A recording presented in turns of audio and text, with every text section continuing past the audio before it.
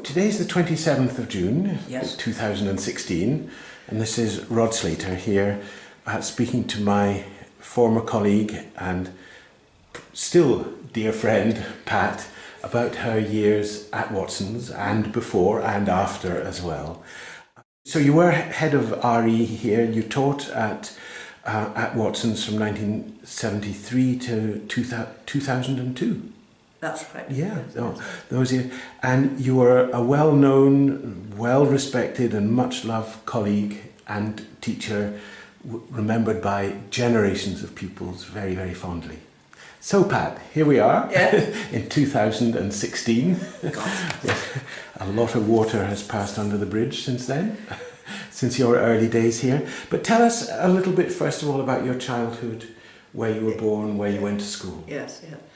Well, I grew up in a place called Huyton, which at that point was a village on the edge of Liverpool, and it was getting full of notoriety because it was Harold Wilson's constituency, and everybody knew about Harold Wilson. And it had gone from being quite a highfalutin conservative community to one that was fully Labour. Because it elected Harold Wilson. Yes. Yeah. So there was a big change, which was more or less happened while I was growing up. But we went to school, both my sister and I, not in Huyton, but in Liverpool, to a Church of England grammar school owned by the diocese, to which my mother had gone when she was a girl as well. It was a girls' grammar? It was a girls' grammar. Yes. Yeah. And then after that, to Manchester University? Manchester, yes. To study? English. And I was totally put off by the English course. Yeah. It was so dominated by English language, and particularly Anglo-Saxon. Oh, yes. So that I found other things to do. So I didn't really get the sort of degree I was expecting to get. But I had a super time. Yes. And your activities and interests there opened the door for the next stage of your career? Yes, my activities were mainly CND, because it was the beginning of CND. Yeah. That was the great, the great cause which students were involved with. Yeah. I was also a senior student of my Hall of Residence. Yeah. And then after you left university, you worked for SC. Well, I went to London to do a PGC. Oh, PGC first, yes. And then, and it was a wonderful course. I taught in 3 marvellous schools for my teaching practice. And then went... But you didn't go into teaching I didn't straight go into away? teaching. No. I was asked. You do? Yeah. I was asked to go and work as the SCM secretary for the colleges and universities in the south of England. Now, remind us what SCM is? Oh yes, of course. Student Christian Movement. Yes. Yeah. And what did that involve? And that involved travelling an enormous amount. I lived in Reading, but the colleges stretched from, which was very exciting, from the University of Sussex in Brighton, which was the first year, in fact, it was being established, to Exeter in the west. It didn't include Oxford, which had its own secretary, but was Southampton and Reading, Sussex and Exeter. Yeah, and you worked for them for a few years? I worked down in the south of England for 4 years, and then went to London to work as the London secretary, so worked in the London universities. And it was at that point that Honest God was published. Oh yes, which was a most exciting time, because it really hit the student population. What was the importance or significance of that book? It really opened people's eyes to what the nature of Christianity really is. And opened your eyes too? Was there a fundamental Well, change in the way no. you viewed it? What the Bishop of Woolwich, who was the author, he was putting on paper what those of us who were working for an organisation like SCM knew, Yes. and what was happening within the universities. But in a way, it made it more authoritative by having this book, which everybody was reading. So there were some magnificent meetings in the various London colleges that I was working in, with packed audiences, you know, because the students were so interested in it. So a sense of excitement, renewal. Exactly, yes. Yeah. And it was when you worked for SCM that you met your husband? Yes. Kenneth was working in Scotland. It was his first year. So we got engaged at the end of my last year. I was going to make that my last year before I met Kenneth. In fact, I was all set for going to the States to do a postgraduate degree in the University of Pennsylvania, but didn't do that. Because this young Scotsman appeared in your life. Exactly. yes. And so I had got my teaching qualification, of course, so I could get a teaching job in Scotland fairly easily. Yes. Teachers were not scarce then, so I had to go to an interview at one of the West Lothian senior secondary schools, which I didn't get. And I think it was because I was English, quite honestly. There was quite a, within the at that point, quite an antagonism within Scottish education to anyone who was English.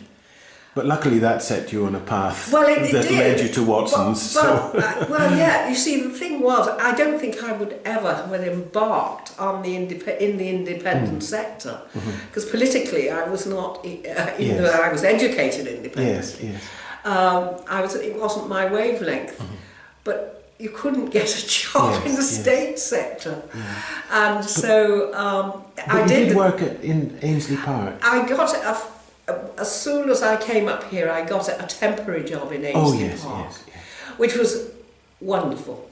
It was jolly tough, but there was a marvellous head. I spoke about this when I retired, so you possibly have heard this before, but I did have the honour of teaching under some magnificent heads, and the head of Ainsley Park then was Mr. Murkison, who was a superb headmaster. It was a wonderful school, but tough. And then you moved on to... And then it was a temporary job. I didn't even apply for it. I knew I wouldn't get it. You're right. And the next job I got was because a friend knew about Cranley. She was teaching at Cranley and knew they wanted someone to teach in the primary school. And because my mother and my sister were both primary teachers, I thought I could teach in a primary school. Very arrogant on me, really.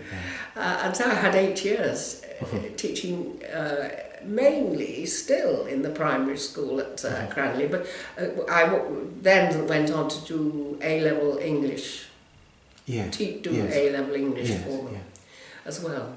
And then the chance came for the job here in Watson's in 1970. What did we say? 1974, 73. 73. 73. You came across here. Across the road. But to Collington Road, not to George Square. You weren't at the ladies' college I was never at all. at George Square. No. So you were here at the merger. Yes. And what are your memories of the merger? Now, I have to be careful here. This is where, because what the ladies' college was used to, where, I shall have to say this. Yes, please do. Very static, quiet classes. Yes. And that wasn't the style at the boys' school? No. Not what I thought RE should be. I saw RE in terms of questioning and discussion. And it wasn't easy at first. And I will narrate now Yes, a please. wonderful scene which I did earlier this year, but didn't want anyone to mention it because I felt it might have hurt feelings. But it was a fourth year, in my first fourth year class. I had about 8 fourth year classes, Yes, but it was one which was particularly able, very able people in it. And the girls always sat at the front, the boys at the back. Yes. And halfway through this lesson, I can't remember now what it was about, but halfway through, a boy right at the back in the corner, who I knew was the son of the professor of politics at Edinburgh University, Right. got up and stood up, looked at the girls at the front, pointed at them and said, "Why don't you speak?" Good. And did that... And they were abashed. I felt so sorry for them. And at the end, they didn't say anything. Oh, right. But they did stay. The girls stayed behind after the class, and there was some very able girls there. They said, "We can't. We're not used to it. We would love to." Yes. So, I mean, the things got a bit better. Things did change. They did. Yes, They yes. did. Yes. Yeah. But you felt at the beginning, after the amalgamation, that maybe some of the girls were a bit subdued, Well, I think this was the problem. overawed. I think so. I think, and especially in a discussion like, in a lesson like RE, I mean, I imagine that there wasn't a lot of discussion in some of the boys' classes. Yes. But certainly that things have changed in that, from that point of view. Oh, they have. I think it changed Yeah. after a year. Really. Yeah.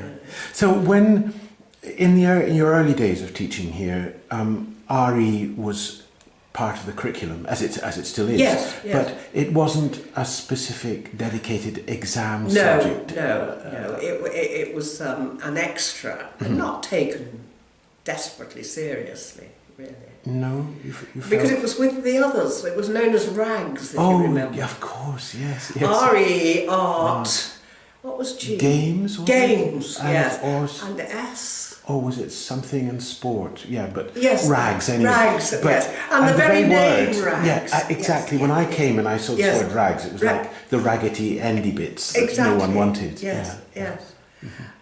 So one had to establish it. And it was no doubt about it. Having the exam did help. And Roger was very, Roger Young was very supportive. At first it was just done rather in an ad hoc way, some of it after school and the odd free period, but gradually it became established into the curriculum, and that was a subject choice. Yes.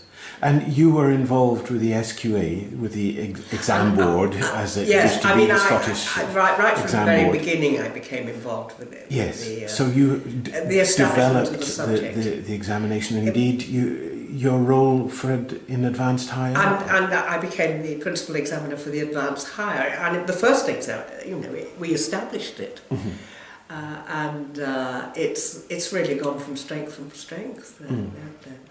It's a very good exam, I think. Yes, and even with the latest reforms, and you've seen the syllabus, it's good, is it? No, I'm not sure that it would have changed that much, actually. No. I must find out, but I wouldn't have thought so. Yeah. And you worked with the SQA well after retirement. I did, didn't you? yes. I only stopped in 2013. Did you stop willingly, or did you feel that it was time to pass on? I think it was mutual. Yeah. Because there were some very good people coming along. Yeah. But you did feel you made a great contribution to the subject in Scotland. Well, I think I don't know whether it was great, but it was considerable. Yes. There were others. It was quite an exciting time, in fact. Yeah. In France, there's one subject you're not allowed to teach in secondary schools, which is RE. You mustn't mention religion in any way. Yeah. Church and states being completely separate. Do you understand their point of view? It depends. I mean, I think I would understand their point of view if it was what when I was at school in a Church of England grammar school for girls, we called it divinity. Oh yes, And yes. the subject was called divinity, and it was entirely Christianity. Yes. And if it was that, I think I would agree with them. Yes. But it isn't now, you see, as it's a multi-faith subject, and so I think it's a very important subject because it means that the young people coming up understand much more about the nature of religion and understand many of their peers who are not Christians or of a Christian background. Yes, yes, and in these days of many differences and prejudices and so on, it's vital that people learn about religion. Absolutely. Yeah. Yeah. Yeah. Yeah. Now, how do you feel your teaching or life at Watson's evolved over these years as you saw it through various incarnations? I was thinking about this because in many ways I don't think it did evolve. I think it started as it went on. There was tremendous involvement in the development of pupils. Yeah. And the intellectual development, because the numbers of people taking the exam grew. Yes. I'm not sure what the numbers are like now, but I imagine I think very healthy. I think, yes. So that I mean, I'm not surprised about that because I think it's a marvellous subject, and I think on the whole, overall.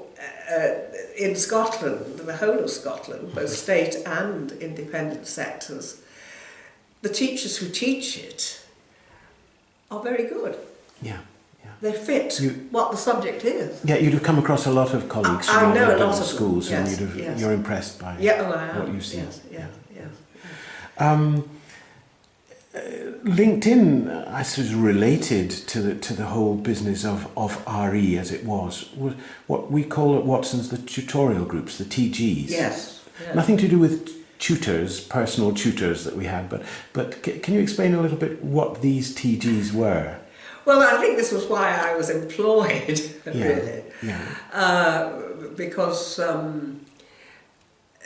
it was Roger's baby, the tutorial groups. Yes.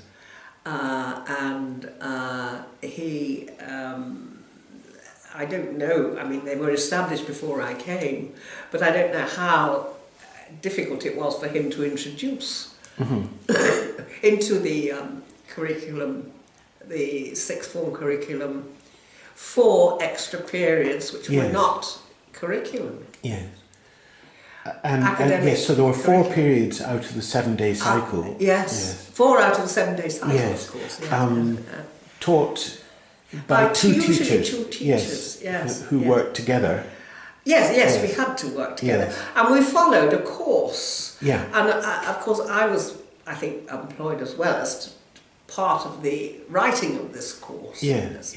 Although it existed, but we continually revised it. Yes. And what was the purpose of these TGs? Well, I think the purpose was super. And I think the pupils got the point of them as well. Yes. It meant that they were able to look at topics which were out with their academic curriculum, which they might not otherwise have looked at. It meant that they were working in a group, a small group, and therefore could express themselves more freely than they could in a class group. And it also, some tutorial groups, not all, had a life of their own. They went away for weekends, I know. I know you did to the outdoor centre at Glen Isla. Yes, one had to keep quite quiet about the sort of thing. You just went away and discussed, but also enjoyed oneself. Yeah, yes. And I mean, nobody actually. Well, I should say this. I don't know what we got up to. No! It was. It allowed one to relax, to get to know the pupils a lot better, for them to develop, and yes. Because you came, didn't you? Yes. And so the tutorial group started off with the opening chapters of the course were "Who am I?" That's right. And then it encouraged you to move outwards and examine the world. And then there was the morality, and then the philosophy. The last one was although area 3 might have been the philosophical one, and then the last one was the moral. But it was just understanding one's position in the world and how one could. Yes. And I mean, it was quite detailed, and it was quite a considerable reading list, but I'm not quite sure how many, but they could have read. Yes. And there were essays. Yeah. I think there were 2 essays. 2 essays, yes. And And it did produce lots of pupils who were able to think independently and so on. I think that was one of the hallmarks of Watson's pupils. Yes. And express themselves as well. Exactly. Yes. Because it's, on the whole, especially then, I think it may be slightly different now.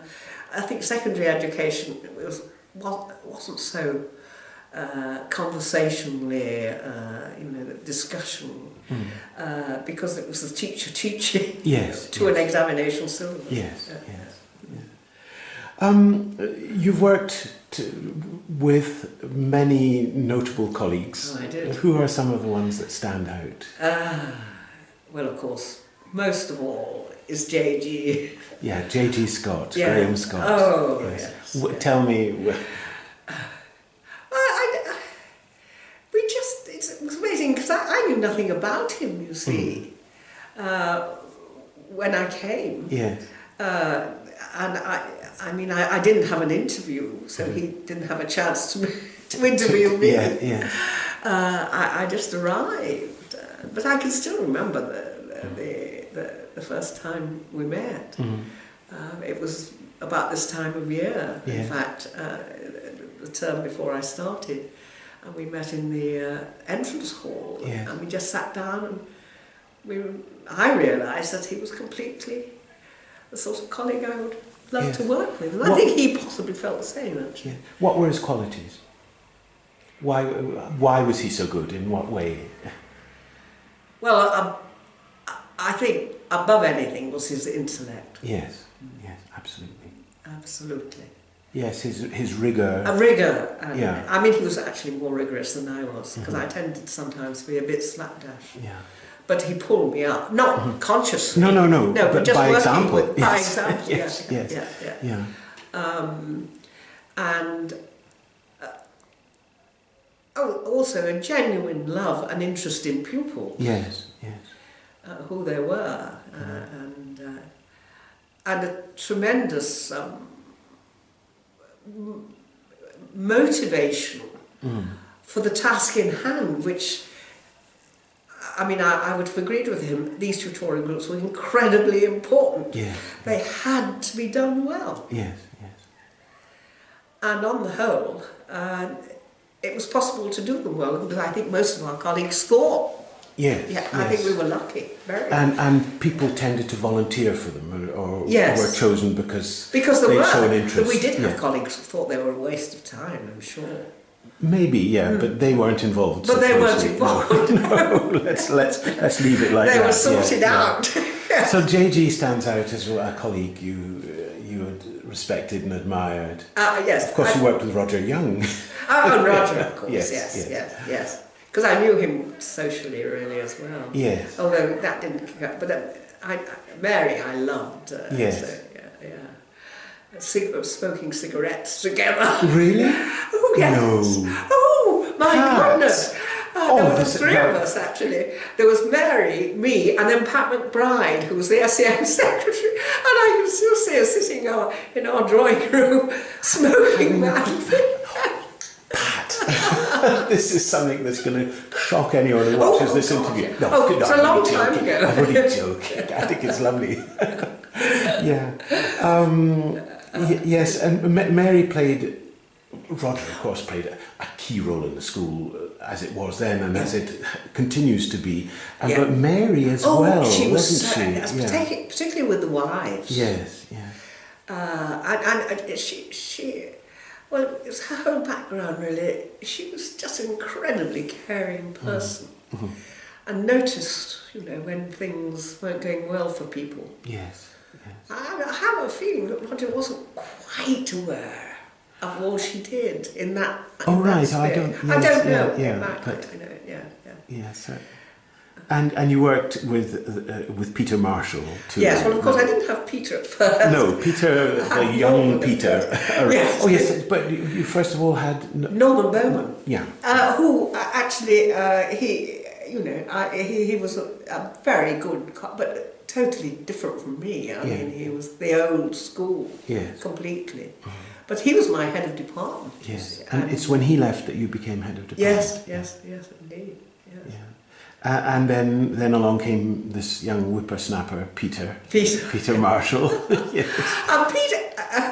Peter was because I was really much more way out than Peter. Yeah. But I didn't exasperate him at all. He allowed me to be myself. Yes. Yeah. And of course I allowed him to be himself. Yeah, of course, yes. But he could have been very irritated by me, I think. Oh, there's never any hint of that? There's no hint of that. No. You were a formidable team together, It's just a civilised part of the school, we felt. Yeah. And then... another colleague you mentioned that you respected a lot was Pat Edington of the biology department. Yeah, you felt very close to the biology department. I do, because Jim Braithwaite, of course. Yes. Jim was on SQA. He was also a principal examiner for biology. For biology, yes. So we did have that in common as well. Yes. And I don't know why, because I didn't do biology at school. Yes. I chose chemistry instead. They were a very congenial lot, actually, weren't they? Yes. And Pat shared this love of cricket. Yes, that was... Now, you coached cricket in school. Well... Come on, tell us about this. It was only when he went on projects, if I didn't go on projects, and I didn't always go on projects. I took over his third first year. Yeah. He had the third first year team. Yes. And you coached it. And I coached it, and when we had matches, in the fortnight, we possibly might have had two matches sometimes, but probably always one. Yeah. And I loved that, absolutely loved it. You've always loved cricket? Oh yes. Still to this day? Oh, still yes. Yeah. Yes. My father, well, the whole family was a member of Lancashire County cricket team, and so we used to go and spend the whole day at Old Trafford. Yes. And then when I chose the Hall of Residence in Manchester, I chose one that was 5 minutes walk away from Old Trafford. Yes. I remember being on projects with you in Torridon, and the cricket matches you ran in the evening. Tell us a little bit about that. Oh, where they took place. Well, yes. It was at a crossroads. It was very funny, really. A crossroads at the bottom of the drive, where the hostel was. But there was a bus shelter, that's right, which was our pavilion. Yes, it's a very elegant pavilion. Yes, it was very elegant. Yes. And you were the umpire. And yes. And you had little stones that you that's right. Counting the overs. And yes, I was amazed how keen they were as well, because I wasn't really, we're not really a cricketing school, are we? And the cricket square was where the buses turned. Where the buses turned, yes. Oh no, I've got very fond memories of that. Yeah. Now, you retired then in 2002. Reluctantly, I think. You felt... Yeah, I felt I had to. It wasn't fair, this job, which most of my fellow colleagues in Scotland would love to have had. Oh yes, yes, yes. Because it was wonderful. I mean, the support the school gave to RE was marvellous. Yes. Both under Mr. Gerstenberg and Roger Yeah. as well. You still remained active after retirement with the SQA, as you said. Yes, I did. For another well, 8 or 9 years. Time. Yes. I hadn't. When I came to think about it this morning, I was surprised. Yes. And you're involved still in church activities. Your husband, Kenneth, is the Emeritus Professor of Medical Ethics at Edinburgh. Yes. And that's not a churchy thing, though. That's really a university. Is that yeah? Oh, okay. It's postgraduate work. Right. He's doing. Yeah. I've never really been active in the church as far as sort of.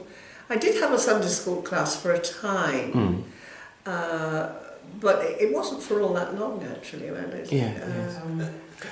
Recently, you were telling me just before, you spent a night in Holyrood Palace. Can you explain the circumstances? Yes, I didn't finish that, did I? Did you? It was because... Just get locked in when you were on a tour? Or? No, we got an invitation. Yes. Go on, tell us about that. Now, it was from, well, David Hope,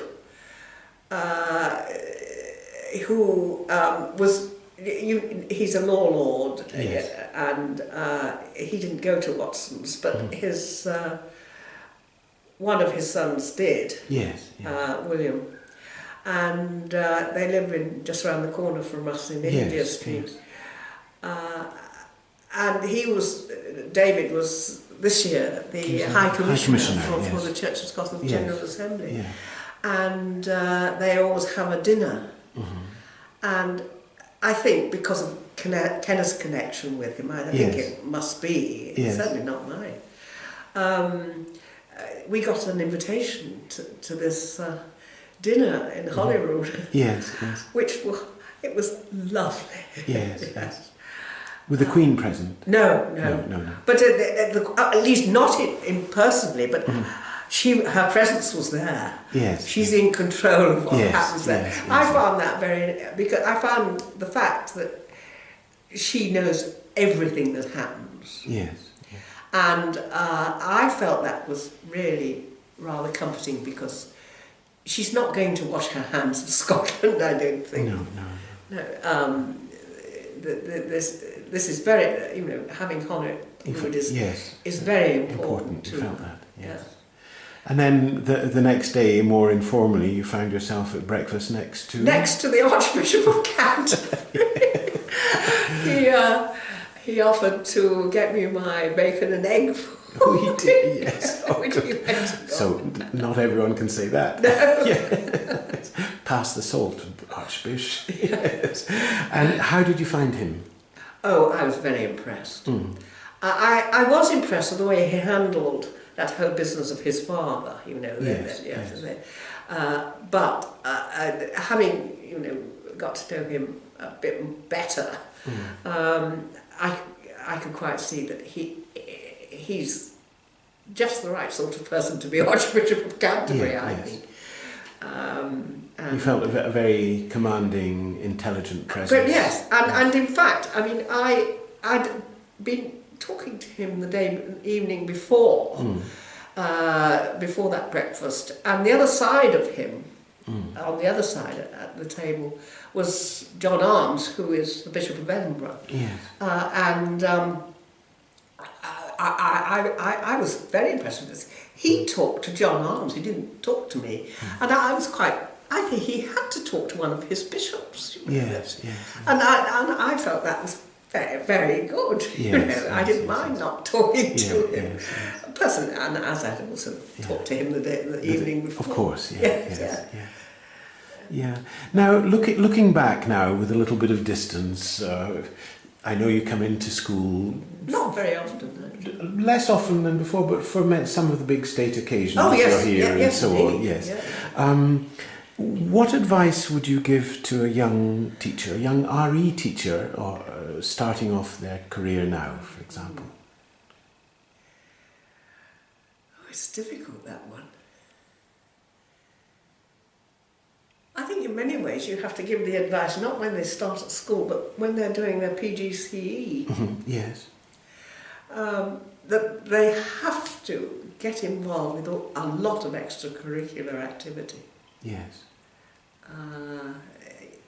You know, possibly not as much now as we had to before, because the exam is much more accepted and popular than it was. I mean, we had to establish the exam, and the exam is, in fact, very relevant to their own life.